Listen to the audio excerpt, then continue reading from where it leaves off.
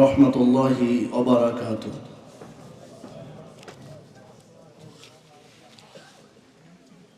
الحمد لله نحمده ونستعينه ونستغفره ونعوذ بالله من شرور أنفسنا ومن سيئات أعمالنا من يهده الله فلا مضل له ومن يضلل فلا هادي له وأشهد أن لا إله إلا الله وحده لا شريك له وأشهد أن محمدا عبده ورسوله أرسله بالحق بشيرا ونذيرا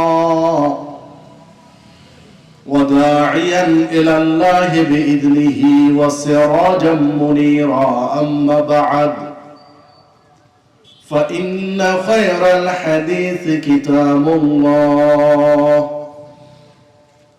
وخير الهدي هدي محمد صلى الله عليه وسلم وشر الأمور محدثاتها وكل محدثة بدعة وكل بدعة ضلالة وكل ضلالة في النار. أعوذ بالله من الشيطان الرجيم. بسم الله الرحمن الرحيم. والعصر إن الإنسان لفي خسر إلا الذين آمنوا وعملوا الصالحات وتواصوا بالحق وتواصوا بالصبر. وقال الله تعالى في موضع آخر: يا أيها الذين آمنوا اتقوا الله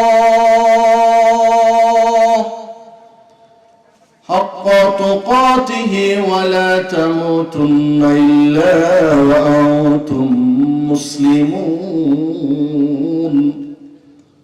وقال الله تعالى في موضع آخر: يا أيها الذين آمنوا اتقوا الله وقولوا قولا سديدا. وقال الله تعالى في موضع آخر: يا أيها الذين آمنوا اتقوا الله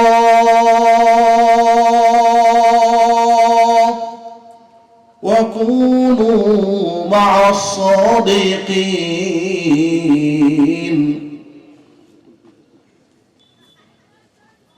عن أبي هريرة رضي الله عنه قال: قال رسول الله صلى الله عليه وسلم: الرجل على دين خليله فلينظر أحدكم من يخالل. رواه أبو داود بإسناد حسن.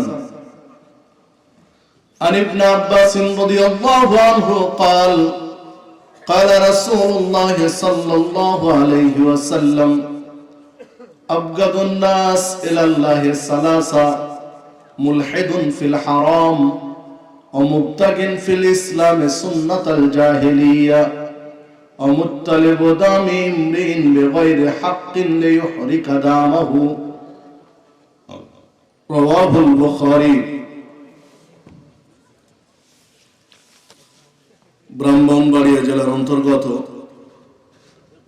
কসবা থানাধীন কসবা তাওহীদ ফাউন্ডেশনের উদ্যোগে আয়োজিত 15তম বার্ষিক বিষয়ভিত্তিক ইসলামী সম্মেলন 25 ডিসেম্বর 2025 রোজ বৃহস্পতিবার অনুষ্ঠিত অধ্যকার ইসলামী সম্মেলনের সম্মানিত সভাপতি জনাব অধ্যাপক এএফ সাদুল হক ফারুক হাফেজাহুল্লাহ, প্রধান আলোচক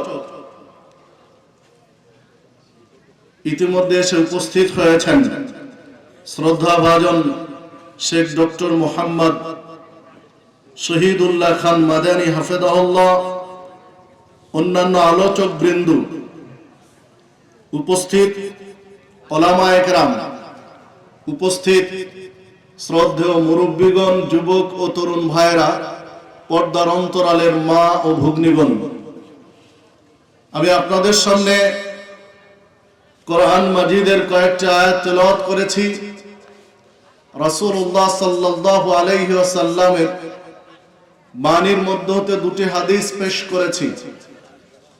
আজকে আমার আলোচনার বিষয়, যা আপনারা বিজ্ঞাপনে দেখেছেন, ইসলাম ধ্বংসে অমুসলিমদের ষড়যন্ত্র।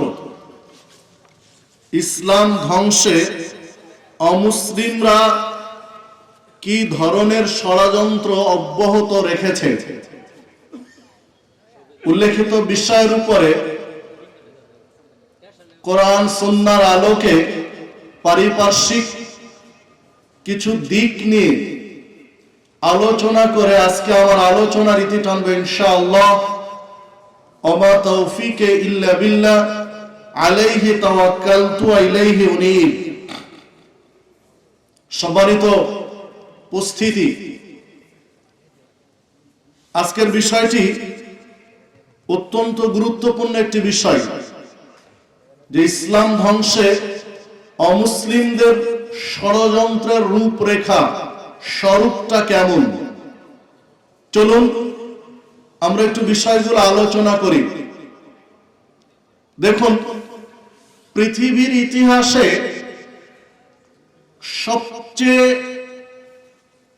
নির্ভেজাল জীবন ব্যবস্থার নাম হচ্ছে ইসলাম, যা আল্লাহ রাব্বুল আলামিন কোরআনুল কারীমের মধ্যে সত্যায়ন করেছেন। যিনি পৃথিবী সৃষ্টি করেছেন, যিনি আসমান সৃষ্টি করেছেন, যিনি পৃথিবীর সমস্ত সৃষ্টি জীব সৃষ্টি করেছেন, তিনি ঘোষণা দিয়েছেন, ইন্নাদ দীনা ইনদাল্লাহিল ইসলাম। আল্লাহর নিকটে মনোনীত জীবন ব্যবস্থার নাম ইসলাম। ওমরে ফারুক রাদিয়াল্লাহু আনহুকে একজন ইহুদি এক পণ্ডিত বলছিলেন যে আল্লাহ রাব্বুল আলামিন আপনাদেরকে এমন একটা আয়াত দিয়েছেন, এমন একটা দিনে দিয়েছেন, যদি বিশেষ কোনো দিনে সৃষ্টিকর্তা আমাদেরকে ঘোষণা দিতেন, তাহলে এই দিনটিকে আমরা চিরস্মরণীয় করে রাখতাম, সবচেয়ে ঘটা করে উদযাপন করতাম। ওমর রাদিয়াল্লাহু আনহু বলছেন, কোন আয়াত, কোন দিন? তখন ওই ইহুদি বলছেন যে, কেন, ওই যে সূরা মায়েদার শুরুতে যে আয়াতটি আছে, আল-ইয়াওমা আকমালতু লাকুম দীনাকুম ওয়া আতমামতু আলাইকুম নি'মাতি ওয়া রাদিতু লাকুমুল ইসলাম দীনান। আল্লাহ রাব্বুল আলামিন বিদায় হজ্জের দিন ঘোষণা দিয়েছেন, যেই দিন ১৬ লক্ষের মতো সাহাবী উপস্থিত ছিলেন, লক্ষাধিক সাহাবীর উপস্থিতিতে বিদায় হজ্জের ভাষণ দিচ্ছিলেন, সেই দিন আল্লাহ রাব্বুল আলামিন এই আয়াতটি নাজিল করেন, আল-ইয়াওমা আকমালতু লাকুম দীনাকুম। আজকের দিন, এই দিনে দিন, জীবন ব্যবস্থা পরিপূর্ণ করে দেওয়া হলো। ওয়া আতমামতু আলাইকুম নি'মাতি। আল্লাহ রাব্বুল আলামিন বললেন, আমার পক্ষ থেকে যত নিয়ামত অনুগ্রহ, তা পূর্ণাঙ্গতা দেয়া হলো। ওয়ারাদিতু লাকুমুল ইসলাম দীনান, এই পৃথিবীতে জীবন ব্যবস্থা হিসাবে ইসলামের উপরে রাজি হলাম, সন্তুষ্ট হলাম। সুবহানাল্লাহ, আল্লাহু আকবার। আল্লাহ রাব্বুল আলামিন ঘোষণা দিলেন, দ্বীন ইসলামের পূর্ণাঙ্গতা দেয়া হলো, নিয়ামতের পূর্ণাঙ্গতা দেয়া হলো। এই পৃথিবীতে যত দিন রয়েছে, জীবন ব্যবস্থা রয়েছে, ইজম রয়েছে, তরিকা রয়েছে, মতবাদ রয়েছে, মতাদর্শ রয়েছে, যত রকম তন্ত্র মন্ত্র রয়েছে, সবগুলোকে নাকচ করে আল্লাহ একটার উপরে সন্তুষ্ট হয়েছেন। ওয়ারাদিতু লাকুমুল ইসলাম দীনান, একটা জীবন ব্যবস্থার উপর আল্লাহ রাজি হয়েছেন, তার নাম হচ্ছে ইসলাম। ইহুদি সেদিন বলেছিলেন যে আল্লাহ সমস্ত জীবন ব্যবস্থা নাকচ করে দিয়েছেন এই আয়াতটার মাধ্যমে, একটাই তিনি সন্তুষ্ট হয়েছেন, যেটা আল্লাহ আপনাদেরকে দিয়েছেন। আলহামদুলিল্লাহ। সম্মানিত উপস্থিতি, এই দিন ইসলামের অনুসারী আপনি আমি, আপনার আমার জীবনে আল্লাহর পক্ষ থেকে যত নিয়ামত রয়েছে, আপনার আমার জীবনে রব্বুল আলামিনের পক্ষ থেকে যত অনুগ্রহ রয়েছে, যত দয়া রয়েছে, সবচেয়ে বড় অনুগ্রহ, সবচেয়ে বড় দয়া আপনাকে আমাকে মুসলিম বানিয়েছেন। আলহামদুলিল্লাহ। আপনাকে আমাকে ঈমানদার বানিয়েছেন, ঈমান এনে মুসলিম হিসাবে জীবন যাপন করার তৌফিক দিয়েছেন। এর চেয়ে বড় দয়া আপনি আল্লাহর পক্ষ থেকে আপনার জীবনে আপনি দেখাতে পারবেন না। আলহামদুলিল্লাহ। আল্লাহর সবচেয়ে বড় দয়া, আল্লাহর সবচেয়ে বড় অনুগ্রহ, আল্লাহর সবচেয়ে বড় নিয়ামত, যা আল্লাহ আপনাকে আমাকে ঈমান এনে মুসলিম হিসাবে জীবন যাপন করার তৌফিক দিয়েছেন। আলহামদুলিল্লাহ, আলহামদুলিল্লাহ। সম্মানিত উপস্থিতি, যেহেতু ইসলাম পৃথিবীতে সর্বশ্রেষ্ঠ জীবন ব্যবস্থা, আল্লাহর পক্ষ থেকে মনোনীত জীবন ব্যবস্থা, সবকিছু নাকচ করে দিয়ে ইসলামের উপর আল্লাহ রাজি হয়েছেন। এই জিনিসটা মেনে নিতে পারেনি অমুসলিম জগৎ। ইহুদিরা চেয়েছিল, ইহুদিরা আশা পোষণ করত শেষ নবী তাদের গোত্র থেকে আসুক। খ্রিস্টানরা চাইতো শেষ নবী তাদের গোত্র থেকে আসুক। এইভাবে তারা আশা নিয়ে বসেছিল। কিন্তু আল্লাহ রাব্বুল আলামিন ইহুদিদের ভিতর থেকেও নয়, খ্রিস্টানদের ভিতর থেকেও নয়, মক্কার কুরাইশ বংশে শেষ নবীর আবির্ভাব ঘটিয়েছেন, যেটা তারা মেনে নিতে পারেনি। সেই দিন থেকে শুরু করেছে তারা ষড়যন্ত্র। ষড়যন্ত্রে এমন কোন শাখা নেই যেই শাখায় তারা বিচরণ করেন ইসলামকে ধ্বংস করার জন্য, ইসলামকে শেষ করার জন্য, যা ১৫০০ বছর আগে থেকে শুরু হয়েছে, এখন পর্যন্ত চলমান রয়েছে। সম্মানিত উপস্থিতি, দেখুন, আমরা যদি বাংলাদেশ কেন্দ্রিক চিন্তা করি, তাহলে দেখুন, বাংলাদেশ মুসলিম সংখ্যাগরিষ্ঠ রাষ্ট্র, ইসলামী রাষ্ট্র নয়, তবে মুসলিম রাষ্ট্র। যেই দেশের জনসংখ্যার শতকরা 89 বা 90% মুসলিম হিসেবে ধরা হয়, 90 বা 89 ভাগ যে দেশের মানুষ মুসলিম, এই মুসলিম সংখ্যাগরিষ্ঠ রাষ্ট্রে ইহুদি, খ্রিস্টান, হিন্দু সহ অন্যান্য ভিন্ন ধর্মের মানুষ নানান ধরনের ষড়যন্ত্র অব্যাহত রেখেছে আপনার আমার দেশে। আপনি আমি কেউ খেয়াল করি, কেউ খেয়াল করি না, কিন্তু তাদের ষড়যন্ত্র এত গভীরে আপনি চিন্তাও করতে পারবেন না। চলুন একটু বিশ্লেষণ করি, কিছু তথ্য উপস্থাপন করলে বিষয়টা কিছুটা সহজ হবে। দেখুন, অমুসলিম সংগঠন যেগুলো বাংলাদেশে কাজ করছে, ক্ষতি করছে মুসলিমদের, তার মধ্যে গুরুত্বপূর্ণ একটা সংগঠনের নাম হলো কি? জি, ইসকন। সবাই জানে ইসকন।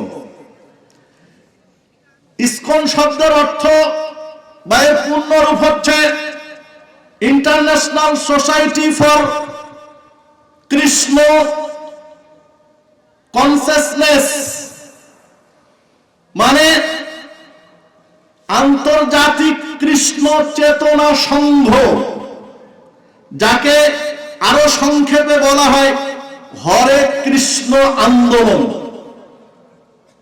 ইসকনের বাংলার সবচেয়ে সংক্ষিপ্ত রূপ হলো হরে কৃষ্ণ আন্দোলন। সারা পৃথিবীতে তারা কৃষ্ণের চেতনা সমৃদ্ধ জাতি গঠন করতে চায়। সারা বিশ্বে প্রায় 3 শতাধিক বড় ধরনের কেন্দ্র সারা বিশ্বে রয়েছে ইসকনের। এই ইসকন এর সূচনা যদি দেখি, তাহলে ইসকন সূচনা হয়েছে, এর প্রতিষ্ঠাতা হলেন অভয় চরণার বিন্দু ভক্তি বেদান্ত স্বামী প্রভুপাদ। এর প্রতিষ্ঠাতা, যিনি 1966 সালে যুক্তরাষ্ট্রের নিউ ইয়র্ক সিটিতে প্রথম এই সংগঠনটি দাঁড় করান। পরবর্তীতে ইন্ডিয়ার নদিয়ায় আরো কিছু অঞ্চলে বর্তমান তাদের সেন্ট্রাল অফিস ইন্ডিয়াতে। সম্মানিত উপস্থিতি, তারা বিভিন্নভাবে কাজ করে যাচ্ছে আপনার আমার দেশে। তাদের কার্যক্রম, যে কার্যক্রমগুলো তারা চালাতে চায়, সেই কার্যক্রমগুলোর মধ্যে অন্যতম হলো মন্দির নির্মাণ, মন্দির রক্ষণাবেক্ষণ, ধর্মীয় উপদেশ প্রদান, গীতা প্রচার, ভক্তি কার্যক্রম, অভাবীদের বিনামূল্যে নিরামিষ খাবার বিতরণ, যোগ ব্যায়াম এবং জীবনযাত্রার উপর প্রশিক্ষণমূলক প্রোগ্রাম বাস্তবায়ন ও দাতব্য সংস্থা পরিচালনা। কিছু মানুষকে আকৃষ্ট করা যাবে, সমাজ সেবা, জনসেবামূলক বেশ কিছু কাজ রেখেছে, যেইগুলো দিয়ে মানুষকে প্ররোচিত করা যাবে, তাদের দিকে আকৃষ্ট করা যাবে। এইরকম বেশ কিছু বিষয় তাদের মধ্যে রেখে দিয়েছে কার্যক্রমের মধ্যে। অন্তরালে তারা অমুসলিম বা হিন্দু বানাতে চায় এগুলোর মাধ্যমে। দেখুন, তাদের বাংলাদেশ নিয়ে যে বিতর্কগুলো রয়েছে, তারা হিন্দুত্ববাদ কায়েম করতে চায়। হিন্দু এবং হিন্দুত্ববাদ দুই জিনিস। বাংলাদেশে হিন্দু বসবাস করবে, এটা খারাপ কিছু নয়, অমুসলিম বসবাস করতেই পারে, কিন্তু হিন্দুত্ববাদ কায়েম করার যদি স্বপ্ন দেখে, তাহলে এটা আপনার আমার জন্য হুমকি। আপনার আমার অস্তিত্বের লড়াই যদি হিন্দুত্ববাদ কায়েম করতে চায়, অনেকাংশে করে আছে, এটা আপনার আমি অস্বীকার করার কোন সুযোগ নেই, অনেকাংশে করে আছে। দেখুন, তাদের কিছু কার্যক্রম যদি আপনি দেখেন, তাহলে হিসাব করুন।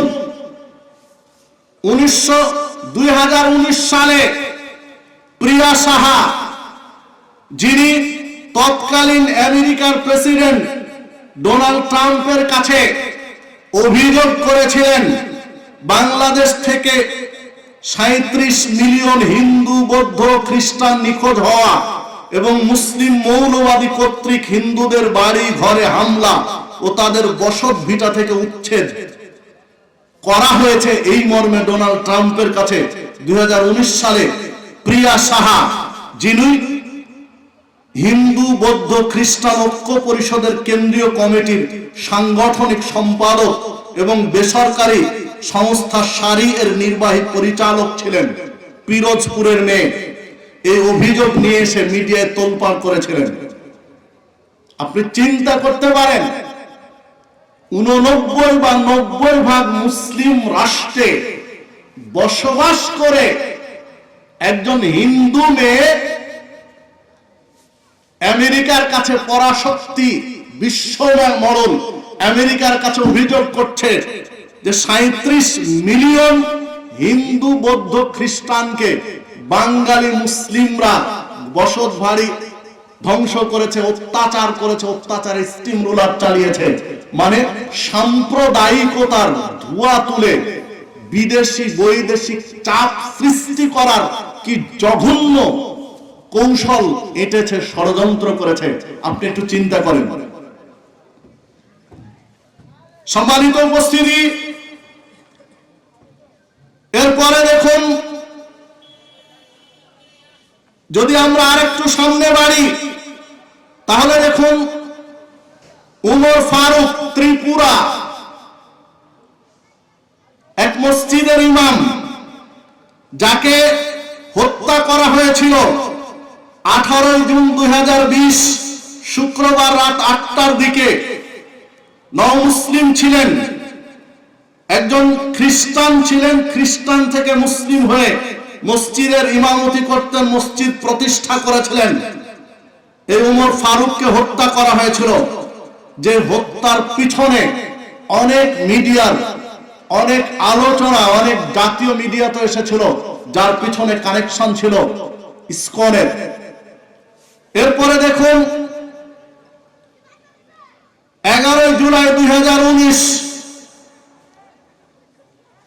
মুসলিম শিক্ষার্থীদের চট্টগ্রাম কেন্দ্রিক 30টি প্রতিষ্ঠানে ছোট ছোট বাচ্চাদের শিশু বিদ্যালয়গুলোতে ফুড ফর লাইফ কর্মসূচি বাস্তবায়ন করতে গিয়ে রথ যাত্রা উপলক্ষে এই কর্মসূচির একটা অংশ হিসাবে এই কমলমতি শিশুদের প্রতিষ্ঠানের শিক্ষার্থীদের বলা হয়েছিল হরে কৃষ্ণ হরে রাম, এই মন্ত্র পাঠ করো আর এই প্রসাদ গ্রহণ করো, বললেই এই প্রসাদ পাবে।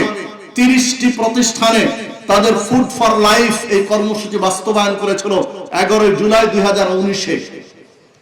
হরে কৃষ্ণ হরে রাম যেই বলেছে শিশুদের, তাদেরকে একটা করে খাবার প্যাকেট দেওয়া হয়েছিল। ছোট ছোট বাচ্চা, প্রাথমিক পর্যায়ের বাচ্চা, বলেন তো কে না চাইবে, কার না লোভ হবে না, মানসিকতা কার না চাইবে না যে একটা কথা বললেই তো এক প্যাকেট খাবার পাওয়া যাবে। তাহলে একবার বলি না কি এমন আছে তাদের, কি মুসলিম কি জিনিস, হিন্দু কি জিনিস, ঈমান কি জিনিস, কুফর কি জিনিস, শিরিক কি জিনিস, এই জ্ঞান কি তাদের মধ্যে আছে? ছোট ছোট বাচ্চা, একটা ছোট বাচ্চাকে একটা লজেন্স চকলেট দিয়ে তো আপনি যা খুশি তা বলিয়ে দিতে পারবেন, ইল্লা মাশাআল্লাহ, ব্যতিক্রম খুব কম পাবেন।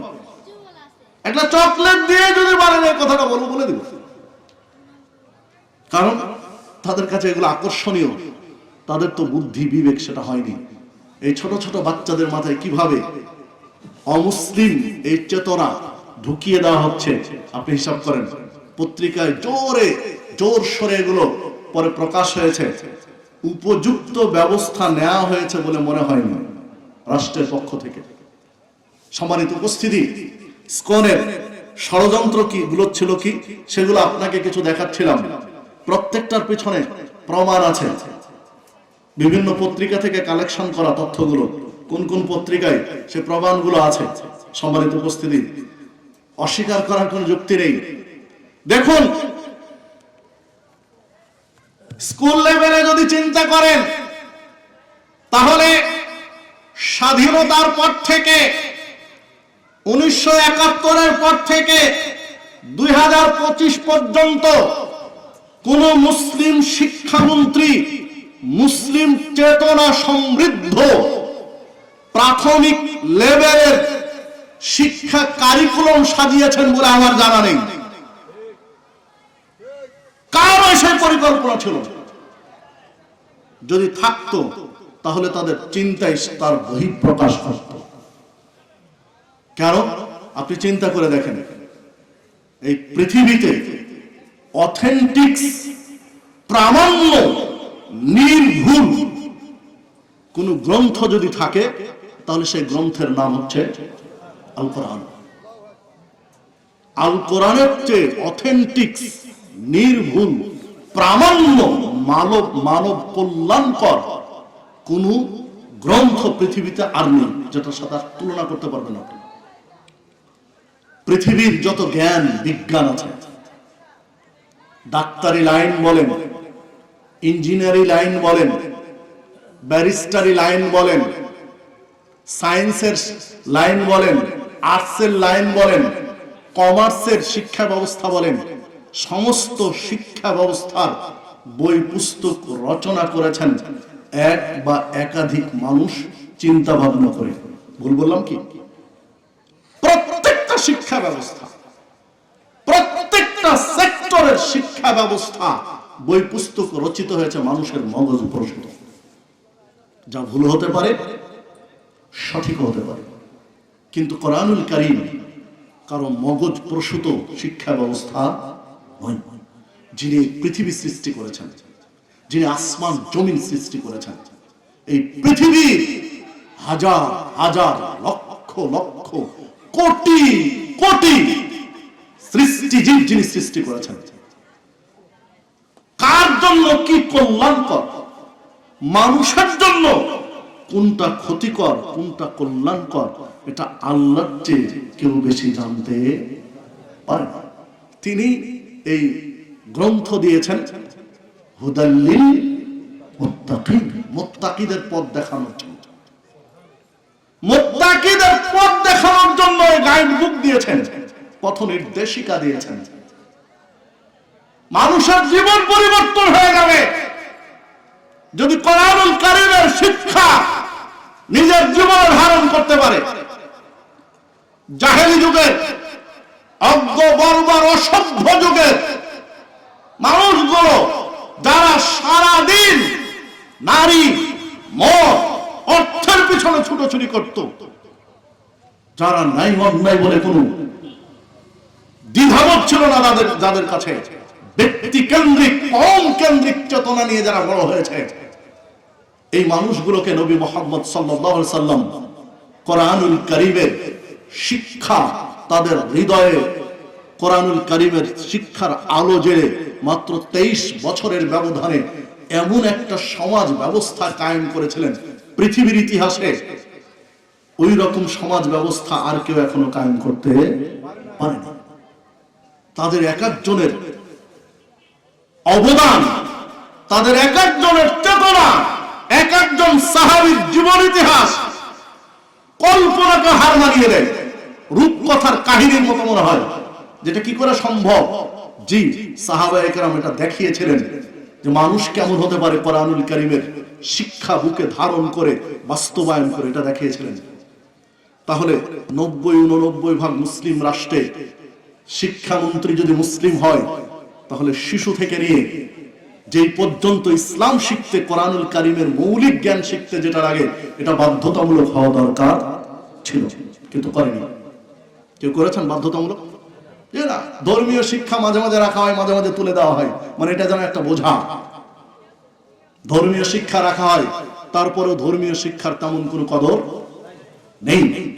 ধর্মীয় শিক্ষায় যে টিচার গুলোকে নিয়োগ দেওয়া হয়, তারাই ধর্ম বা কতটুকু বুঝে সেটাও প্রশ্নবিদ্ধ। এমনও ইতিহাস রয়েছে, পত্রিকার রিপোর্ট অনুযায়ী বলছি, এমনও স্কুলের ধর্ম শিক্ষক রয়েছে যিনি ব্যক্তিগতভাবে হিন্দু ধর্মাবলম্বী, সে ধর্মীয় শিক্ষক। এই ইতিহাসও ফুটে উঠেছে।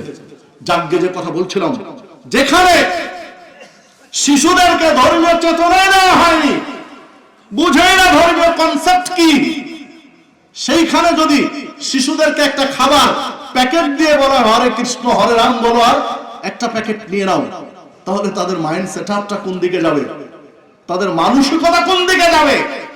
আপনি একটু হিসাব করেন যে ষড়যন্ত্রের গভীরতা কোন পর্যায়ে ছিল। সম্মানিত উপস্থিতি, 2024 সালের হিসাব যদি করি, 2024 সালে ভারতে লোকসভা নির্বাচনের সময় বাংলাদেশে ধর্মীয় উন্মাদনা বা একটা ঝামেলা সৃষ্টি করার জন্য ফরিদপুরে দুই ভাই মুসলিম যারা পেশায় ছিল রাজমিস্ত্রি, শ্রমিক ছিল, আশরাফুল ইসলাম এবং আসাদুল, এই দুইজনকে ধর্মীয় অবমাননা, হিন্দু ধর্মের অবমাননা তুলে পিটিয়ে হত্যা করা হয়েছিল। প্রত্যক্ষদর্শীর বর্ণনায় যেটা বোঝা যায় যে তারা এর সাথে সম্পৃক্ত ছিল না। তাদের দুইজনকে পিটিয়ে হত্যা করা হয়েছিল স্রেফ নিজেদের স্বার্থ সিদ্ধির জন্য, মানুষের মাইন্ড সেটআপটা অন্যদিকে ঘোরানোর জন্য। সম্মানিত উপস্থিতি, 2024 সালের 25শে অক্টোবর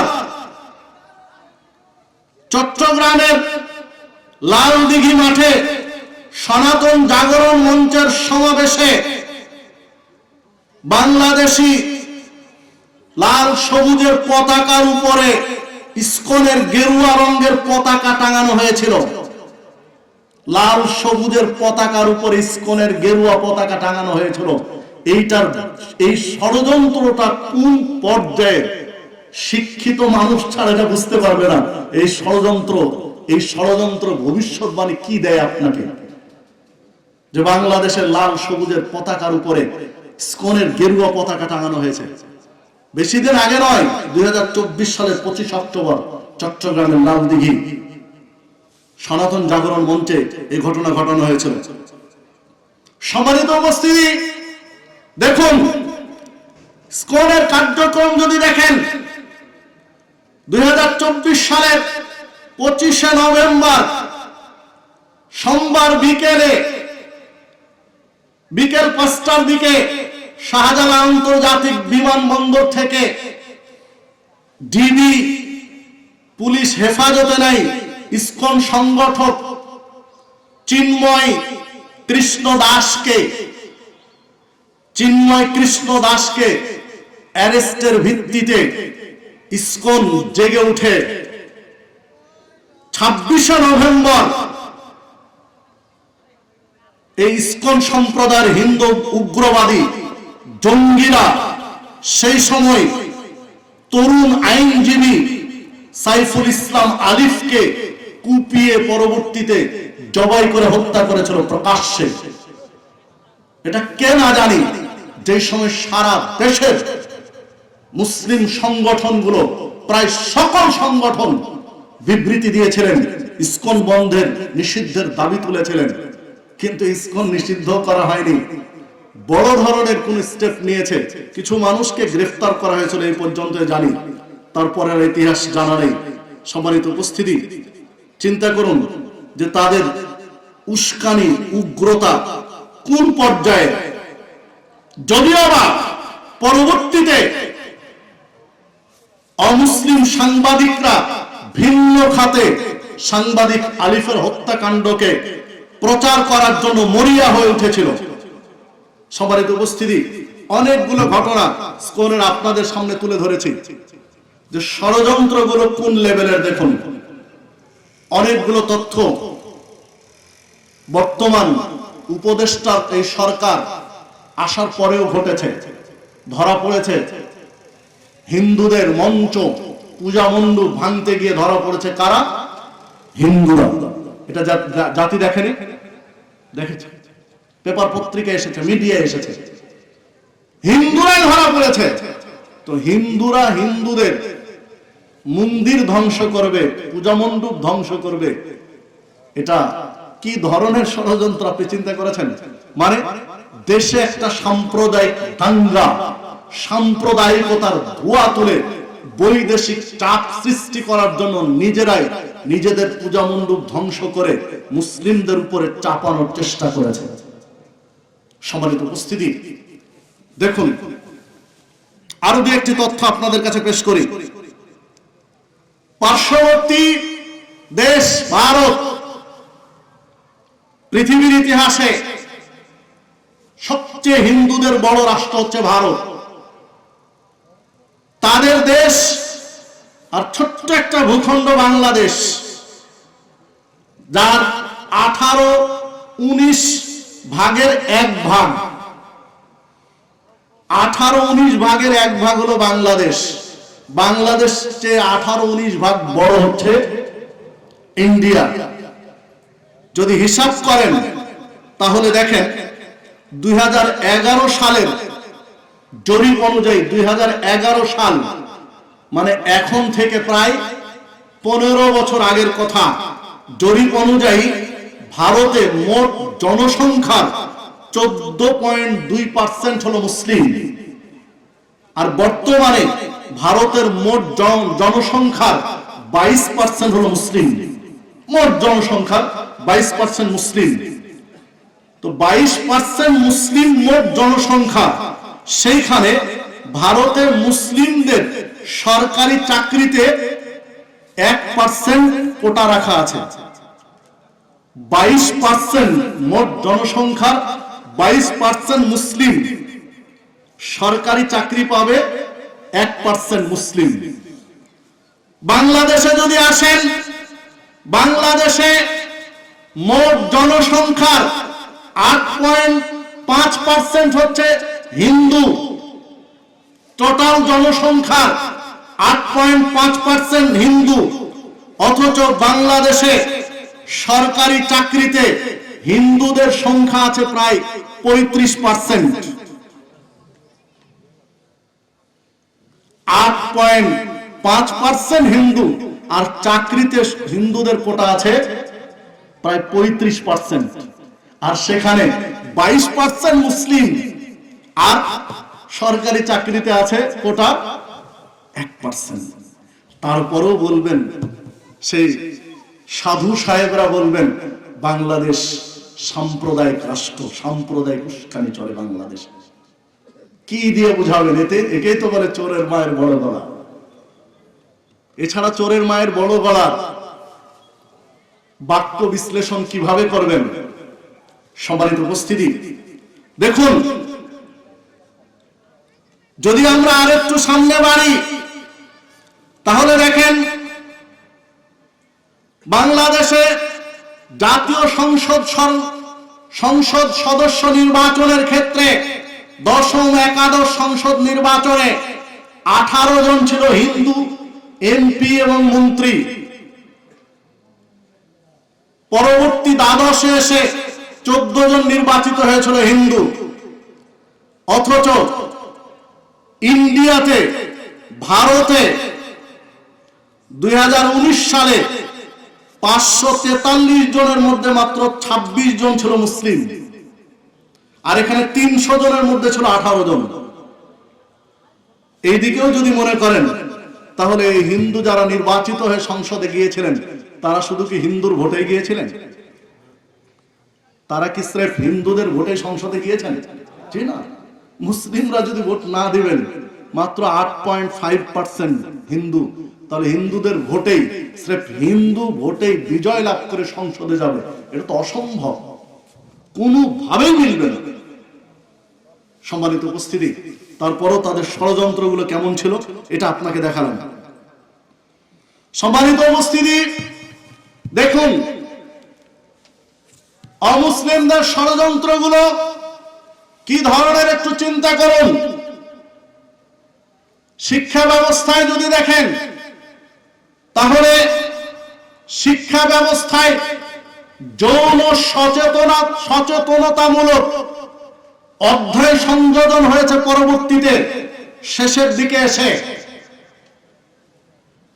অথচ ইসলাম প্রত্যেকটা মুসলিমকে যৌন সচেতনতার বিষয়গুলোতে খুব সেফ জোনে থাকার জন্য নসিহত করেছে, নিরাপদ স্থানে থাকার জন্য বলা হয়েছে, যেটা সবচেয়ে বড় গুনাহ হিসেবে উল্লেখ করা হয়েছে।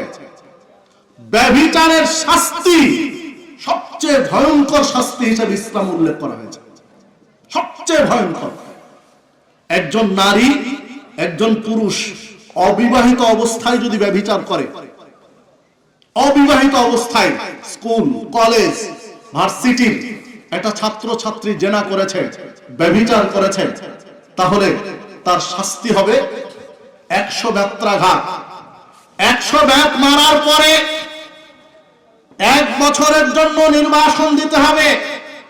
এখন তো নির্বাসন বনবাস কিভাবে দিবেন? স্মার্টফোন গুলো গোটা পৃথিবী হাতের মুঠোয় এনে দিয়েছে, এনে দেন। 70-80 দশকে বাংলার বিদ্রোহী কবি কাজী নজরুল ইসলাম বলেছিলেন, পাতাল ফুঁড়ে নামবো আমি, উঠবো আমি আকাশ ফুঁড়ে, বিশ্বজগৎ দেখবো আমি আপন হাতের মুঠোয় পুরে। তার একটা স্বপ্ন, কবি নজরুলের একটা স্বপ্ন তিনি তার কবিতার 2টি চরণে 2টি পংক্তিতে প্রকাশ করেছিলেন। পাতাল ফুঁড়ে নামবো আমি, উঠবো আমি আকাশ ফুঁড়ে, বিশ্বজগৎ দেখবো আমি আপন হাতের মুঠোয় পুরে। 70-এর দশকে তার এর কবিতা। 80-র দশকে এসে প্রথম মোবাইল আবিষ্কার হয়েছে। প্রথম মোবাইল বিশ্ব আবিষ্কার হলো 80-র দশকে। মোবাইল আপডেট হতে হতে এমন পর্যায়ে আসলো, আপডেট হতে হতে এমন জায়গায় আসলো, 97 সালের দিকে প্রথম মোবাইল দেখি। প্রথম মোবাইল চোখে দেখার বা হাতে নেওয়ার, নাড়ার সুযোগ হয়েছিল 97-98 সালের দিকে। তার কিছুদিন পরে শুনলাম যে মোবাইল এমন একটা প্রযুক্তি সামনে নিয়ে আসছে যা দেখে যাতে কথাও বলা যাবে, অপর প্রান্তের লোককেও দেখা যাবে। আরো অবাক হলাম, যেটা কল্পনার বাইরে, কি করে সম্ভব? কথা না হয় বলা যায়, কিন্তু তাকে দেখা যাবে কি করে? কিন্তু এখন এটা আশ্চর্যের কিছু, আশ্চর্যের কিছু। পিচ্চিগুলো 1 বছরের শিশু অনেক সময় বুঝে, শিশুও বুঝে ভিডিও কল দিয়ে কথা বলতে হবে।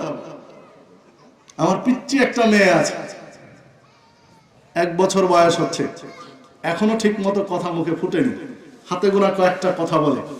অডিও কল দিলে ও অস্থির হয়ে যায়, মানে ও কথা বলতে পারে না কিন্তু বুঝাতে চায় যে ভিডিও কল যেন দেয়। যখন ভিডিও কল দেয় তখন খুব খুশি, কারণ আব্বুকে দেখতে পাচ্ছে, আব্বু বাসার বাইরে আছে, আব্বুকে দেখতে পাচ্ছে, এটাই তার খুশি। মানে ছোট বাচ্চাও বুঝে যে দেখে দেখে কথা বলবো বেশি প্রশান্তি। আমি এটা আপনাকে বোঝাতে চাচ্ছি। সম্মানিত উপস্থিতি, তো দেখুন, এই আধুনিক টেকনোলজির যুগে গোটা পৃথিবী এখন হাতের মুঠোয়। একটা ব্যভিচারী পুরুষ নারীকে 1 বছরের নির্বাসন দিয়ে আপনি কি করবেন? কারণ গোটা পৃথিবী তো তার হাতের মুঠোয়। এই যুগে হতে পারে 100 ব্যত্রাঘাত মারার পরে জেলখানায় 1 বছরের জন্য বন্দী করে রাখা, সবার সাথে সংযোগ বিচ্ছিন্ন থাকবে তার। 100 ব্যাত পুরুষকেও মারতে হবে, মেয়েকেও মারতে হবে। ব্যভিচার করেছে, প্রেম নামে যত সম্পর্ক হয়েছে, বিএফজিএফ এর যত সম্পর্ক হয়ে শারীরিক পর্যায়ে উন্নীত হয়েছে, প্রত্যেকটা ছেলে মেয়েকে, প্রত্যেকটা নারী পুরুষকে বিয়ের আগে যদি হয়ে থাকে তাহলে 100 ব্যত্রাঘাত করে 1 বছরের জন্য জেলখানায় বন্দী রাখতে হবে। এর নাম হচ্ছে ইসলাম। আর যদি বিয়ের পরে এই সম্পর্ক হয়, ব্যভিচার যদি বিয়ের পরে হয়, যেটাকে আমরা এক কথায় বলি পরকীয়া, পরকীয়ায় যদি জড়িয়ে যায় তাহলে পৃথিবীতে তার বেঁচে থাকার কোনো অধিকার নেই। প্রমাণ হয়ে যাবে, শুধু প্রমাণের অপেক্ষায় প্রমাণ হয়ে যাবে। যদি তারা নিজেরাই স্বীকারোক্তি দেয়, যদি নিজেরাই স্বীকারোক্তি দেয় তাহলে আর সাক্ষীর প্রয়োজন নেই। কিন্তু যদি নিজেরা স্বীকার না করে তাহলে সাক্ষী লাগবে 4 জন। যদি পুরুষ নারী মিলে হয়, 2 জন পুরুষ পেয়েছি সাক্ষী, তাহলে নারী লাগবে 4 জন। মানে 2 নারী সমান 1 পুরুষ। মানে নারীর বুদ্ধিতে, জ্ঞানে, দিন পালনে পুরুষের সমান হতে পারবে না। যদিও কপাল পোড়া বাংলাদেশী যুগের পর যুগ নারীদের দ্বারা শাসিত হয়েছে, পুরুষ মানুষ দেশে নেই তো কি করবেন? পুরুষ মানুষ দেশে নেই তো কি করবেন? আল্লাহ নারীদেরকে দিয়ে শাসন করিয়েছেন। পুরুষ হওয়া শিখেন, পুরুষ হওয়া শিখেন। আল্লাহ রাব্বুল আলামিনের কাছে প্রার্থনা করি, তাওহীদ কসবা তাওহীদ ফাউন্ডেশনের এই মঞ্চ থেকে আল্লাহর কাছে দোয়া করি, মাবুদ বাংলাদেশের আকাশে যেন আর কোনদিন নারী ক্ষমতায় না আসে। আল্লাহ তুমি একজন পুরুষকে দিও, এমন পুরুষকে দিও যিনি তাওহীদের পতাকা দেশের মাটিতে উড়িয়ে ছেড়ে দিবে। সম্মানিত উপস্থিতি, যে কথা বলছিলাম, বিবাহের পরে যদি ব্যভিচার করে, বিবাহের পরে যদি পরকীয়ায় লিপ্ত হয়, প্রমাণ হয়ে যায়, স্বীকারোক্তি দেয়, জবানবন্দি দেয়, বা প্রমাণ সাক্ষ্য প্রমাণ হয়ে যায়, তাহলে তার বেঁচে থাকার কোনো অধিকার নেই। রাষ্ট্রপতি, প্রধানমন্ত্রী কেন, সকল এমপিও যদি একমত হয়ে যায়, 300 এমপি যদি একমত হয়ে যায় যে এই লোকটাকে ক্ষমা করে দিলাম, ক্ষমা হবে না, হবে না, হবে না, এর নাম ইসলাম। 300 এমপি একমত হয়ে গেলে তাদের একমতের মতামতকে এক কানা করে ইসলাম মূল্যায়ন করে না। শরীয়তের বিরুদ্ধে সারা বাংলাদেশের আলেম ওলামা যদি একমত হয়ে যায়, শরীয়তের একটা বিধানের বিষয়ে সারা বিশ্বের আলেম যদি একমত হয়ে যায় যে না এখন এটা জায়েজ, জায়েজ হবে না, মানে বিয়ের পরে ব্যভিচার করেছে, প্রমাণিত হয়েছে, তার বেঁচে থাকার কোনো সুযোগ নেই। একটাই শাস্তি, প্রমাণ হয়ে গেছে, তাকে মৃত্যুদণ্ড দিতে হবে। ইসলামের নীতি আদর্শ অনুযায়ী কমর পর্যন্ত পুঁতে দেওয়া হবে, কমর পর্যন্ত ওপেন পুঁতে দেওয়া হবে। চারিদিক থেকে মানুষই তাকে মারবে, প্রশাসন না। প্রশাসন ডিফেন্স দিবে, প্রশাসন ডিফেন্স দিবে, মানুষ তাকে ইট ঢেল পাথর মেরে নিজেদের ইচ্ছা মতো তাকে পিটিয়ে হত্যা করে দিবে। এটা হচ্ছে ইসলাম। কেন? সারা দেশের মিডিয়া কভার করবে এটাকে। কেন? কেননা এইখান থেকে শিক্ষা নেবে 56,000 বর্গ কিলোমিটারের এই বাংলাদেশে যেন আর দ্বিতীয় কোনো পরকীয়ার ঘটনা না ঘটে। এই জন্য এই শিক্ষা, এই ব্যবস্থা ইসলাম রেখে দিয়েছে। সম্মানিত উপস্থিতি, আমি একটু ভিন্ন দিকে গিয়ে কথা বলছিলাম। এইখানে দেখুন, এইখানেও একটা ষড়যন্ত্র রয়েছে। ষড়যন্ত্র কি জানেন? একেবারে শব্দ সংস্কৃতির ছোবল। একজন লেখক আছেন, সম্ভবত ওনার বাড়ি সিলেটে, যতটুকু জানা সিলেট বিভাগে তার বাড়ি। লেখকটার নাম হচ্ছে জুহুরি। শুধু জুহুরি নামে তিনি বইয়ে পরিচিত হন। তো ওনার একটা বই আছে, শব্দ সংস্কৃতির ছোবল। চমৎকার কিছু বিশ্লেষণ নিয়ে এসেছেন, যদিও কিছু কিছু বিশ্লেষণে আলেম ওলামাদের দ্বিমত রয়েছে। তো অনেক বিশ্লেষণ তার ঠিক আছে। ছাত্র জীবনে বইটা পড়ার সুযোগ হয়েছিল, তার বেশ কিছু বই পড়েছিলাম। একটা বই ভালো লেগেছিল, সেখান থেকে বেশ কিছু বই পড়েছিলাম। যুব সমাজকে বলি, যদি বই পড়ার সুযোগ থাকে তার বইগুলো পড়ে দেখবেন। যদি বই পড়ার সুযোগ থাকে তাহলে বই পড়তে হবে। লেখকের নাম ভুলে গেলাম, ইতিহাসের ইতিহাস, গোলাম আহমদ মর্তজা, ইন্ডিয়ার লেখক গোলাম আহমদ মর্তজা। তার বই পড়ে দেখো ভারত উপমহাদেশের ইতিহাস কিভাবে বিকৃত হয়েছে। ইতিহাসের ইতিহাস, এ এক অন্য ইতিহাস, চেপে রাখা ইতিহাস, এই জাতীয় বেশ কিছু বই আছে তার। এই বইগুলো পড়লে মানে সত্য মিথ্যা উনি চেষ্টা করেছেন, গোলাম আহমদ মর্তজা, যে প্রত্যেকটা লেখনীতে হিন্দু লেখক, গবেষক এবং হিন্দু গ্রহণযোগ্য ব্যক্তিদের রেফারেন্স গুলো তিনি বেশি টানার চেষ্টা করেছেন তার ওই বইগুলোতে।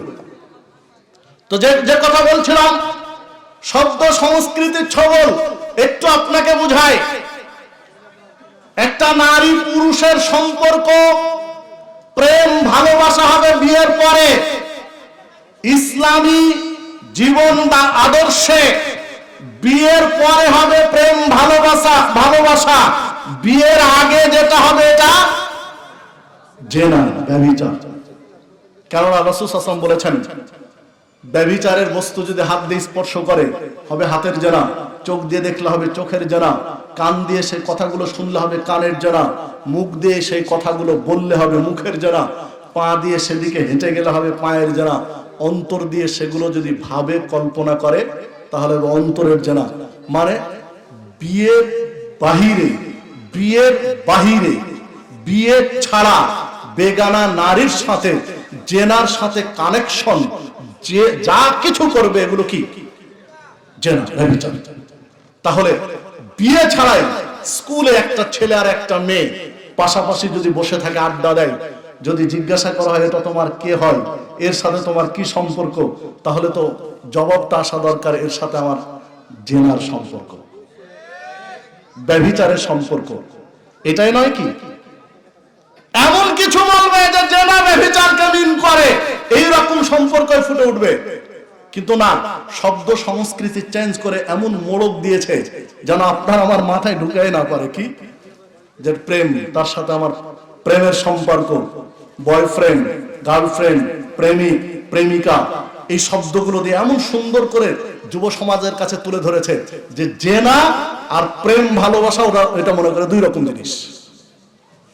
জোর করে ব্যভিচার করলে মনে করে এটাকে জেনা, আর যদি পরস্পরের সম্মতিতে হয় তাহলে এটার নাম ভালোবাসা, প্রেম। মানে এটা কোনো অপরাধ নয়।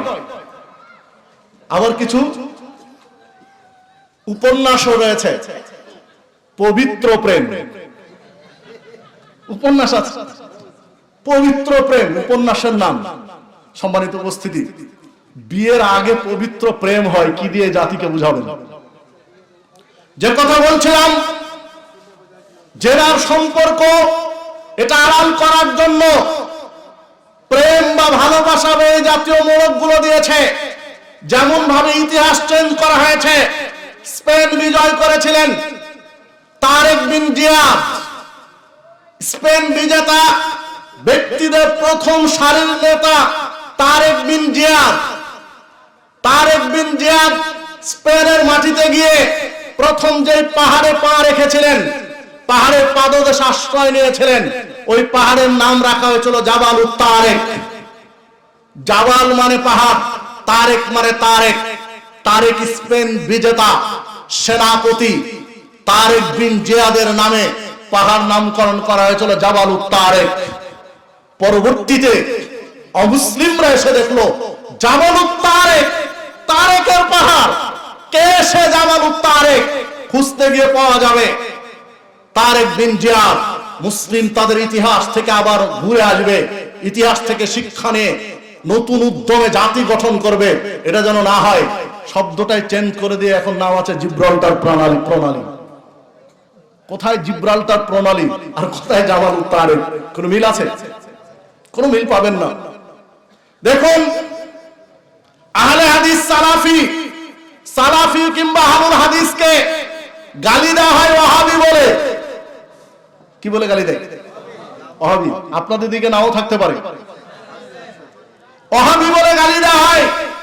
এর পিছনের ইতিহাস জান, ষড়যন্ত্রগুলো কিভাবে হয়ে আছে দেখেন। মুসলিমদের বিরুদ্ধে ওয়াহাবি বলে গালি দেওয়া হয় যখন তাওহীদের দেশ মক্কা মদিনায় তুর্কিদের শাসন আমলের সময় থেকে সাহাবীদের কবরে গম্বুজ, স্মৃতিসৌধ বেনা নির্মাণ করা শুরু হলো।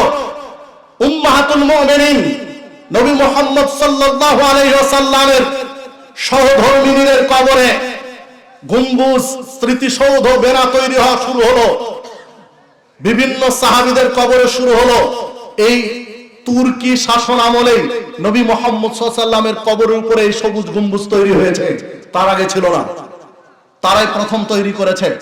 তুর্কিদের আকীদা মানহাজ খারাপ, আকীদা মানহাজ পরকালে নাজাত পাওয়ার মতো নয়। সম্মানিত উপস্থিতি, এই সময় একটা পর্যায়ে এসে যখন ব্রিটিশরা বিশ্ব শাসন করছিল, সারা পৃথিবী শাসন করছিল ব্রিটিশরা, এই সময় মুহাম্মদ ইবনে আব্দুল ওয়াহাব নাজদি, আরাবিয়ান একজন আলেম, মুহাম্মদ ইবনে আব্দুল ওয়াহাব নাজদি, আব্দুল ওহাবের ছেলে কি? মুহাম্মদ। তার নাম মূলত কি? মুহাম্মদ। আর বাবার নাম আব্দুল ওয়াহাব, মুহাম্মদ ইবনে আব্দুল ওয়াহাব নাজদি। তিনি তৎকালীন সরকারকে বুঝাতে সক্ষম হলেন যে এটা শিরক এবং বড় গুনাহ, সাহাবীদের উম্মাহাতুল মুমিনিনদের কবরের উপরে বেনা তৈরি হবে, এটা প্রতিরোধ করতে পারলে আল্লাহ আপনাকে এই ফলাফল দিবেন। আপনি সাপোর্ট দিলে আমার সঙ্গী সাথী বা আমার যারা সাপোর্ট করে তাদেরকে নিয়ে ভেঙে দেব। সরকার সাপোর্ট দিয়েছিলেন মুহাম্মদ ইবনে আব্দুল ওয়াহাব নাজদি, সেগুলো ভেঙে চুরমার করে দিয়েছিলেন। ইভেন কাবা ঘরে 4 মুসাল্লা তৈরি হয়েছিল, 4 মাযহাবের নামে 4টা মুসাল্লা, 4 দিক থেকে একসাথে 4 ইমাম। প্রথমে এক ইমামের সালাত শেষ হবে, ওই পারের ইমামের তারপরে, এই পারের ইমামের তারপরে, এই পারের ইমামের তারপরে 4 জন ইমাম পরস্পরে ধরলেন জোহর হবে, মাগরিব হবে পরস্পরে, একটার পর একটা, এশা হবে একটার পর একটা, এভাবে 4 ইমাম, 4 মাযহাবের 4 ইমাম 4 দিক থেকে সালাত আদায় করবে। কোথায়? কাবায়। এটা চলমান ছিল। মুহাম্মদ ইবনে আব্দুল ওয়াহাব নাজদি, আল্লাহ থেকে জান্নাতবাসী করুন। তার শাসক, তার সে সময়ে তিনি এগুলো সব ভেঙে দিয়ে এক মুসল্লা, তিনি সরকারের সাপোর্ট পেয়েছিলেন, সহযোগিতা করেছিল সরকার। তিনি সব ভেঙে দিয়ে এক মুসল্লায় নিয়ে আসলেন, কাবায় এক ইমামের পিছনে সালাত আদায় হবে, যা এখনো চলমান রয়েছে। এইভাবে অনেক সংস্কার করেছিলেন, ধর্মীয় সংস্কার। মুহাম্মদ ইবনে আব্দুল ওয়াহাব নাজদি, আব্দুল ওয়াহাবের ছেলে মুহাম্মদ। তখন ভারত উপমহাদেশ শাসন করছিল ব্রিটিশরা, ব্রিটিশ শাসন আমল চলছিল। স্বভাবতই সারা পৃথিবীর সালাফি, সারা পৃথিবীর আহলুল হাদিস বিভিন্ন রাষ্ট্রে বিভিন্ন নামে চলমান আছে। বাংলাদেশে আহলুল হাদিস, আর সৌদি আরবে তাদেরকে বলা হয় সালাফি। এখন বাংলাদেশে সালাফি শব্দটারও প্রচলন হয়েছে, আলহামদুলিল্লাহ। স্বভাবতই কি বাস্তবিতায় সৌদির সালাফি আর বাংলাদেশের সালাফি আহলুল হাদিসদের আকীদা মানহাজ একই। সালাত বলেন, সিয়াম বলেন, তাসবিহ তাহলিল, জিকির আজকার, বিশ্বাসগত, তাওহীদগত, আকীদাগত সব বিষয় একেবারে সেম, একই রকম, আলহামদুলিল্লাহ। শুধু বাংলাদেশ আর সৌদি আরব নয়, সারা পৃথিবীতে যে যেখানে আছে, যদি নিজের পরিচয় বলে আমি সালাফি বা আহলুল হাদিস, তাহলে দেখেন আকীদা মানহাজ সবকিছু একই হবে, সারা পৃথিবীতে যে যেখানে আছে। তো স্বভাবতই মিলেছিল, মিলবেই তো, স্বাভাবিক এটা। তখন ব্রিটিশরা এই আহলুল হাদিসদেরকে তকমা দিল ওহাবি। এই নাম দিয়েছে কারা? ব্রিটিশরা, ওহাবি। খুব সূক্ষ্ম ষড়যন্ত্র এখানে আছে। ষড়যন্ত্রটা হলো, যদি নাম দেওয়া হয়, যিনি সংস্কার আন্দোলন করেছেন তার নামে যদি নাম দেওয়া হয় কি মুহাম্মাদি, তাহলে তো মুসলিমরা আরো বুকের সাথে জড়িয়ে ধরবে যে নবী মোদের মুহাম্মদ, মুহাম্মদ সাল্লাল্লাহু আলাইহি ওয়াসাল্লাম নবী, তার নামে যদি আমি পরিচিত হই, হাজার বার বলতে রাজি আছি আমি মুহাম্মদ সাল্লাল্লাহু আলাইহি ওয়াসাল্লাম, তাহলে তো এটা ভিন্ন দিকে রূপ নেবে। বিধায় ষড়যন্ত্র করে যিনি সংস্কার করলেন তার নামে পরিচিতি না দিয়ে দিল তার বাবার নামে, ওহাবি। ষড়যন্ত্রটা দেখেন, ইসলামের বিরুদ্ধে ষড়যন্ত্র কিভাবে হয়েছে।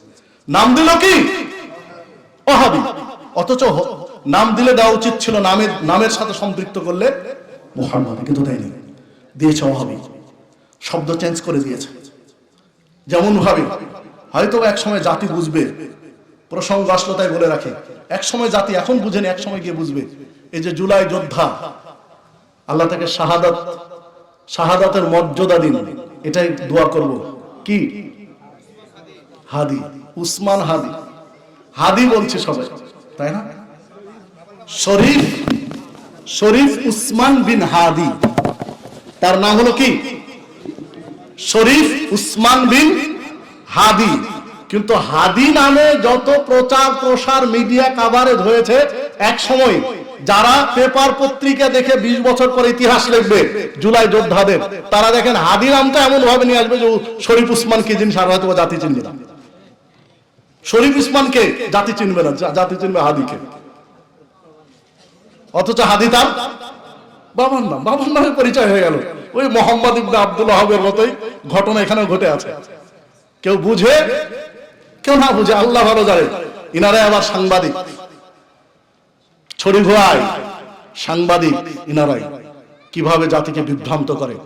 আমি সাংবাদিকদের বিপক্ষে নই, সাংবাদিক হন, সাংবাদিকতা করেন, অযাচিত ইতিহাস বিকৃতি সাংবাদিকতা যদি এক কলম কেন একটা শব্দ যদি লিখেন বিচারের মাঠে জবাব দিতে হবে, কোন উপায় নেই। ওয়ালা তালবিসুল হাক্কা বিল বাতিল ওয়া তাকতুমুল হাক্কা ওয়া আনতুম তা'লামুন। আল্লাহ রাব্বুল আলামিন স্পষ্ট করে দিয়েছেন কোরআন মধ্যে যে সত্য আর মিথ্যাকে সংমিশ্রণ ঘটায় না, জেনে শুনে সত্য মিথ্যাকে মিক্সড করে দিও না। সাংবাদিক পেশায় যারা রয়েছে প্রত্যেকটা শব্দের জবাব দিতে হবে বিচারের মাঠে। মা ইয়ালফিযু মিন কাওলিন ইল্লা লাদাইহি রাকীবুন আতীদ। আল্লাহ রাব্বুল আলামিন বলেছেন যে কথাই মুখ দিয়ে বের করবে প্রত্যেকটা কথা তৎপর প্রহরী সংরক্ষণ করছে, নিযুক্ত রয়েছে, তারা সংরক্ষণ করছেন। আপনি মনে করছেন একটা কথা বের করে দিলাম মুখ দিয়ে, একটা লিখনি ছেড়ে দিলাম, বেঁচে গেলাম, যে না, 3.5 হাত মাটির নিচে যাবেন, সব সমান। যা লম্ফ ঝম্প হবে 3.5 হাত মাটির উপরে, নিচে নয়, নিচে সবাই সমান।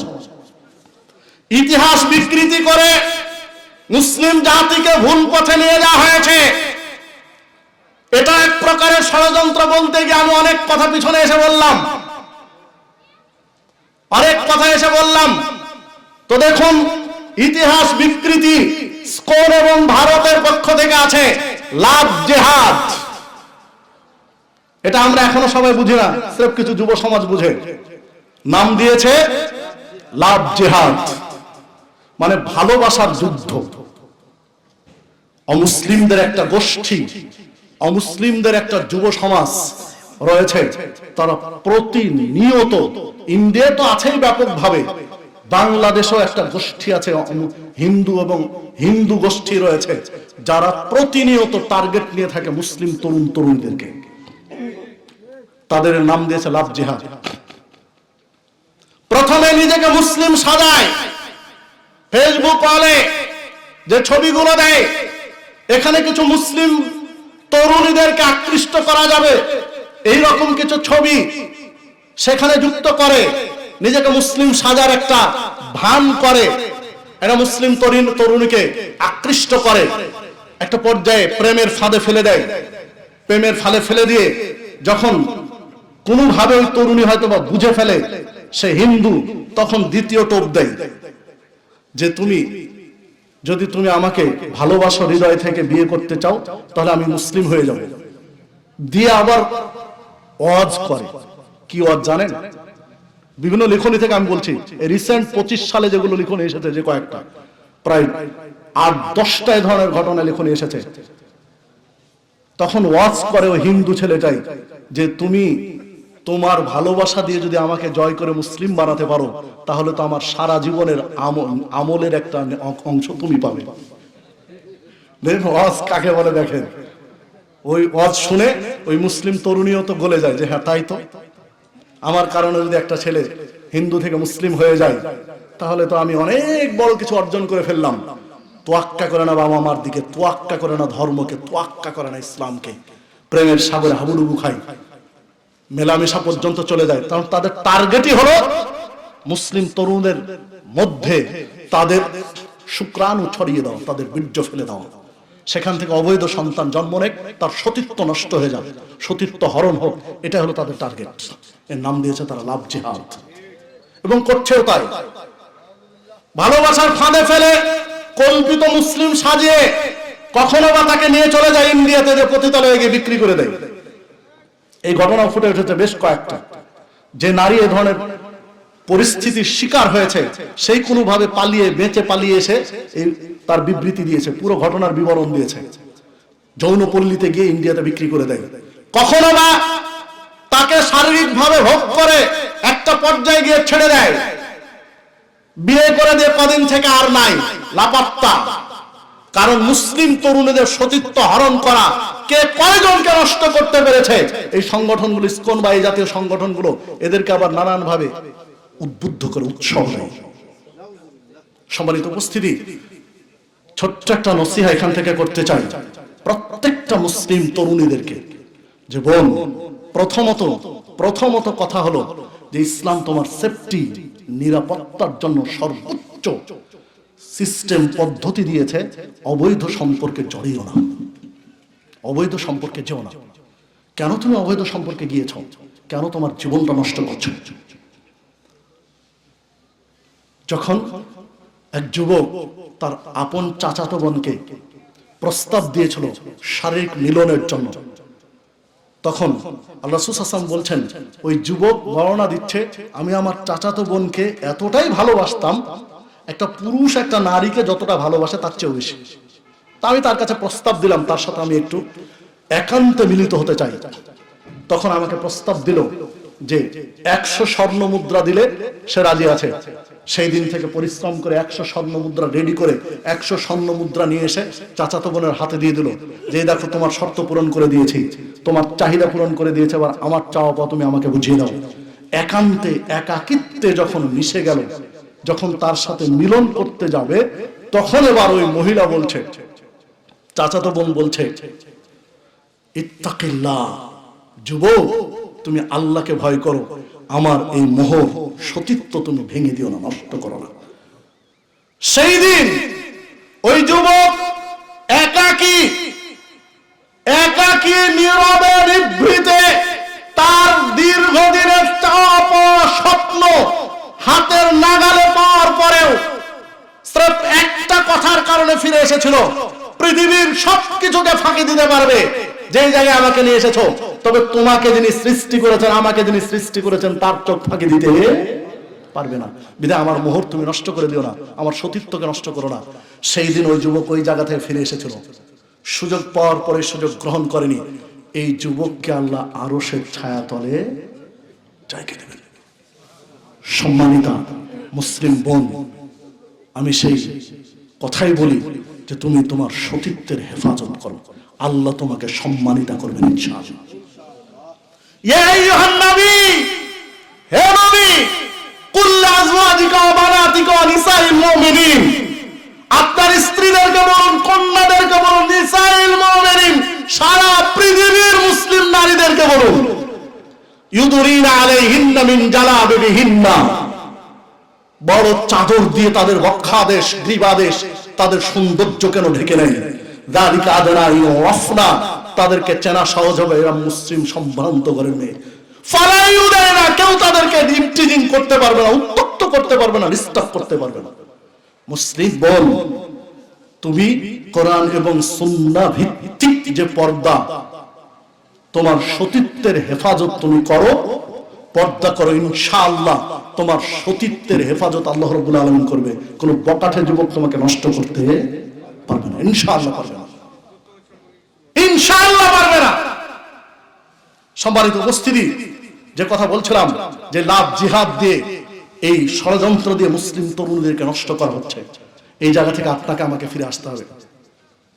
আরেকটু যদি গভীরভাবে বিশ্লেষণ করি, তাহলে দেখুন মুসলিমদেরকে এমন একটা ফাঁদে ফেলা হয়েছে, মুসলিমদেরকে যদি বলা হয় মুসলিম তোমরা সিয়াম পালন করো না, মুসলিম শুনবে। যদি কোনো অমুসলিম বলে তোমরা সালাত আদায় করো না, একবার যদি বাংলাদেশের মাটিতে কোনো অমুসলিম বলে যে তোমরা সালাত আদায় করো না, মুসলিমদের সালাত না পড়লে হবে, তাহলে তার বেঁচে থাকা হয়তো বা কঠিন হয়ে যাবে। এমন ভাবে মানুষ খেপে যাবে তার পিছনে। আবেগী মুসলিম, বিবেকী নয়। বাংলাদেশের মুসলিম আবেগ দিয়ে চলে। বাংলাদেশের মুসলিম আলু পটল কিনতে গিয়েও একটু যাচাই বাছাই করে কিনে, বেগুন কিনতে গিয়ে 24 বার ঘুরিয়ে ঘুরিয়ে দেখে যে কানাওয়ালা বেগুন না ভালো বেগুন। কাপড় কিনতে গিয়ে কাপড়ের ঘোড়ার ডিম কিচ্ছু চিনে না, বুঝে না কাপড় কি জিনিস, অথচ ওই লোকটাও এভাবে নেড়ে নেড়ে দেখে, মনে হচ্ছে যে তার বাপ দাদা 14 গোষ্ঠী কাপড়েরই ব্যবসা করতো, তার নাড়ার স্টাইলে মনে হবে, এমন ভাবে নিখুঁত ভাবে দেখে, মনে হয় কাপড় খুব চিনেই না, তারপর চেষ্টা করে। আমি তার ইচ্ছাকে অবমূল্যায়ন করছি না, মানে চেষ্টা করে কাপড়টা একটু ভালো দেখে কিনতে। অথচ এই মুসলিম ধর্মের বিষয়ে তার কোনো যাচাই বাছাই নেই, যা পাবে সব গ্রাসে গিলবে। সম্মানিত উপস্থিতি, মুসলিমকে যদি বলা হয় সালাত পড়ো না, মুসলিম শুনবে না।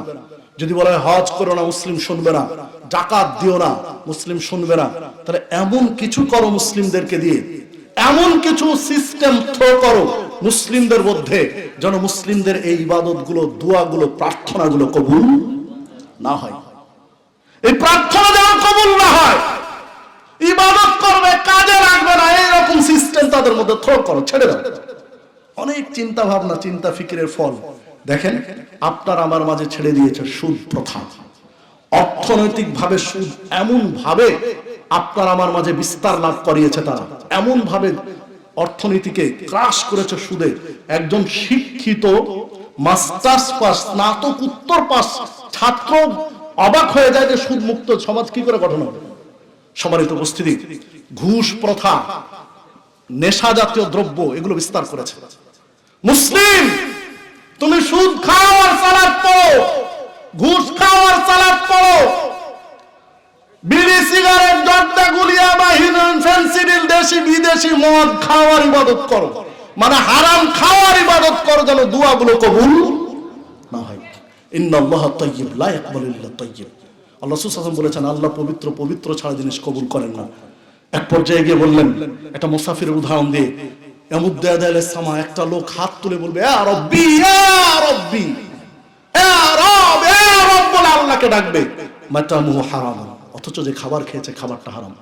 ওমাশরাবু হারামুন, যে পানি পান করেছে এটাও হারাম। ওমালবাসু হারামুন, যে পোশাক পরে আছে এটাও হারাম। ও বুদ্দিয়াবিল হারাম, শরীরটাই গঠন হয়েছে হারাম দিয়ে। ফান্না ইস্তাজিবু লিযালিক, কিভাবে তার প্রার্থনা কবুল হবে, দোয়াটা কবুল হবে কি করে? সে তো হারামের মধ্যে ডুবে আছে। এই হারামগুলো আপনার আমার মাঝে সুন্দর করে ছড়িয়ে দিয়েছে ব্যাপকভাবে। সম্মানিত, সহিহ মুসলিমের 2393 নম্বর হাদিস। আসুন আমরা একটু সচেতন হই। প্রত্যেক দিন দৈনিক অন্তত 17 বার বলছি, ইয়্যাকা না'বুদু ওয়া ইয়্যাকা নাস্তাঈন ইহদিনাস সিরাতাল মুস্তাকিম। আল্লাহ, তোমার ইবাদত করি, তোমার কাছে সাহায্য চাই, তোমারই তাওহীদ প্রতিষ্ঠা করি, তুমি আমাদেরকে সিরাতে মুস্তাকিমে চলার তৌফিক দান করো। সরল পথ দেখাও, আল্লাহর কাছে চাচ্ছি, 17 বার চাচ্ছি দৈনিক। কিন্তু একটু পিছনে দেখলে দেখেন, হয় সুদ খাচ্ছি, না হয় ঘুষ খাচ্ছি, না হয় বিড়ি খাচ্ছি, না হয় জর্দা খাচ্ছি, না হয় গুল খাচ্ছি, না হয় আত্মসাৎ করছি, না হয় কারো সম্পদ জবরদখল করেছি, না হয় ব্যবসায়ী চিটিংবাজি করছি। খাদ্যগুলো হারাম, পানিও হারাম। এখন ইয়্যাকা না'বুদু ওয়া ইয়্যাকা নাস্তাঈন ইহদিনাস সিরাতাল মুস্তাকিম, এই প্রার্থনাটা কিভাবে কবুল হবে? আসুন, এই জিনিসটা ইহুদি খ্রিস্টান অমুসলিম চক্র ছড়িয়ে রেখেছে আপনার আমার মাঝে। আসুন এই ষড়যন্ত্রের জাল থেকে বেরিয়ে আসে, গোলামীর জিনজির থেকে বেরিয়ে আসে। আল্লাহ রাব্বুল আলামিন আমাদের সেই তৌফিক দান করুন। আল্লাহ রাব্বুল আলামিন আমাদেরকে বুঝার তৌফিক দান করুন, মেনে নেওয়ার মতো মেজাজ দান করুন। আল্লাহ রাব্বুল আলামিন আমাদের প্রকৃত মুসলিম হিসাবে জীবন গঠন করার তৌফিক দান করুন, ইসলামের উপরে জীবন যাপন করার, ঈমান নিয়ে মৃত্যুবরণ করার তৌফিক দান করুন। আল্লাহ রাব্বুল আলামিন এই মাহফিলকে কবুল করুন, কসবা তাওহীদ ফাউন্ডেশনকে আল্লাহ রাব্বুল আলামিন কবুল করুন, এই প্রতিষ্ঠানকে আল্লাহ কবুল করুন, দ্বীনের মারকাজ হিসাবে কবুল করে নিন। যারা এর আয়োজন করেছেন, সময় দিয়েছেন, শ্রম দিয়েছেন, মেধা ব্যয় করেছেন, অর্থ দিয়েছেন, উপস্থিত হয়েছেন, সকলের জন্য জান্নাতে যাওয়ার ওসিলা হিসেবে কবুল করে নিন, নাজাতের ওসিলা হিসেবে কবুল করে নিন। পরিশেষে আপনাদের সকলকে আন্তরিক ধন্যবাদ জানিয়ে আমি আমার আলোচনা এখানে শেষ করছি। আসসালামু আলাইকুম ওয়া রাহমাতুল্লাহি ওয়া বারাকাতুহু।